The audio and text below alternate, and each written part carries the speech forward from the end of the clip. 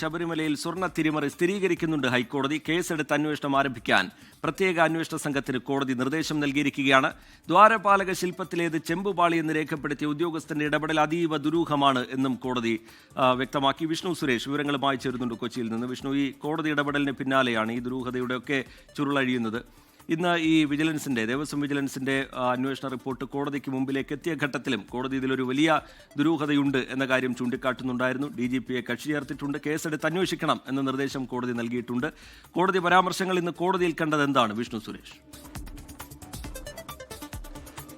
ദുരൂഹതയ്ക്ക് ചുരുളഴിയാൻ തന്നെ കാരണം ദേവസ്വം ബെഞ്ചാണ്. ഇവിടുന്ന് അനുമതിയില്ലാതെ സ്വർണ്ണപാളി ചെന്നൈയിലേക്ക് കൊണ്ടുപോയതുമായി ബന്ധപ്പെട്ടുള്ള ഒരു റിപ്പോർട്ടാണ് കോടതിക്ക് മുമ്പാകെ വന്നത്. അതിന്മേൽ കോടതി വിശദമായ അന്വേഷണം നടത്താൻ നിർദ്ദേശം നൽകി. അങ്ങനെയാണ് ക്രമക്കേടുകളൊക്കെ പുറത്തു വരുന്നത്.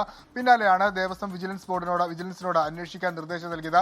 ദേവസ്വം വിജിലൻസ് അന്വേഷിച്ച് 20 പേജുള്ള റിപ്പോർട്ട് ഹൈക്കോടതിക്ക് മുമ്പാകെ സമർപ്പിക്കുകയും ചെയ്തു. അക്കമിട്ട് നിരത്തിയ കാര്യങ്ങളിൽ എല്ലാത്തിലും ഹൈക്കോടതി വലിയ ഗുരുതര സ്വഭാവമുണ്ടെന്നാണ് ഇന്ന് പ്രതികരിച്ചത്. ഒപ്പം തന്നെ ഈ ദേവസ്വം ജീവനക്കാരന്റെ ഒരു പ്രക്രിയ, അതായത് ഈ ഉണ്ണികൃഷ്ണൻ പോറ്റിക്ക് സ്വർണ്ണപ്പാളി കൊടുത്തുവിട്ട ഘട്ടത്തിൽ അതിൽ രേഖപ്പെടുത്തിയത് ചെമ്പുപാളി എന്നാണ്. ഇത് ദുരൂഹം, സസ്പീഷ്യസ് എന്ന വാക്കാണ് ദേവസ്വം ബെഞ്ച് ഇതുമായി ബന്ധപ്പെട്ട് ഉപയോഗിച്ചത്. പിന്നാലെ ഈ അന്വേഷണത്തിന് നിയോഗിച്ചിട്ടുള്ള പ്രത്യേക അന്വേഷണ സംഘത്തിന്റെ ഹെഡ് എസ് ശശിധരനെ വിളിച്ചു വരുത്തിയിരുന്നു. അദ്ദേഹം കോടതിയിൽ ഉണ്ടായിരുന്നു.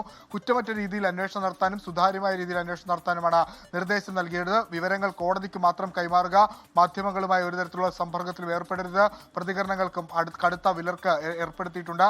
ഒപ്പം ഈ സ്വർണ്ണപ്പാളിക്ക് പുറമെ ഈ ശ്രീകോവിലിന് മുൻപിലുള്ള കട്ടിലപ്പതിയിൽ അതുമായി ബന്ധപ്പെട്ട് സ്വർണ്ണഭൂഷിതമായി ബന്ധപ്പെട്ട് ചില അവ്യക്തതകൾ നിലനിൽക്കുന്നുണ്ട്, ചില ദുരൂഹതകൾ നിലനിൽക്കുന്നുണ്ട്. ആ പശ്ചാത്തലത്തിൽ അതുകൂടി അന്വേഷിക്കാൻ ഇന്ന് ഹൈക്കോടതി ഇപ്പോൾ ഈ SITക്ക് നിർദ്ദേശം നൽകിയിട്ടുണ്ട്. SIT അന്വേഷണ പരിധിയിൽ അതുകൂടി വരുമെന്നാണ് ലഭ്യമാകുന്ന വിവരം. നാളെ തന്നെ ഇതുമായി ബന്ധപ്പെട്ടുള്ള ആ കേസ് രജിസ്റ്റർ ചെയ്ത് അന്വേഷണത്തിലേക്ക് കടക്കും.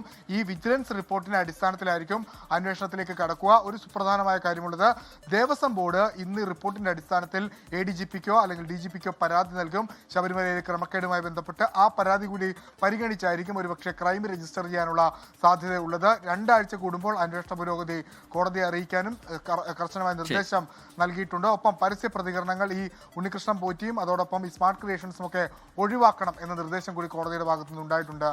ശ്രീജിത്ത്. ശരി, വിഷ്ണു സുരേഷ് കൊച്ചിയിൽ നിന്ന് വിശദാംശങ്ങൾ പങ്കുവയ്ക്കുകയായിരുന്നു. വലിയ സ്വർണ്ണക്കൊള്ള നടന്നിട്ടുണ്ട് എന്ന കാര്യം സ്ഥിരീകരിച്ചുകൊണ്ടാണ് കോടതിയുടെ പരാമർശങ്ങൾ ഇന്നുണ്ടായത്. ചില ചോദ്യങ്ങൾ, ചില സംശയങ്ങൾ കോടതി ഇന്ന് മുന്നോട്ട് വെക്കുന്നത് കണ്ടു. വളരെ വിശദമായ അന്വേഷണത്തിലേക്ക് കാര്യങ്ങൾ കടക്കും. ഇതിന്റെ ചുരുൾ പൂർണ്ണമായും അഴിയും.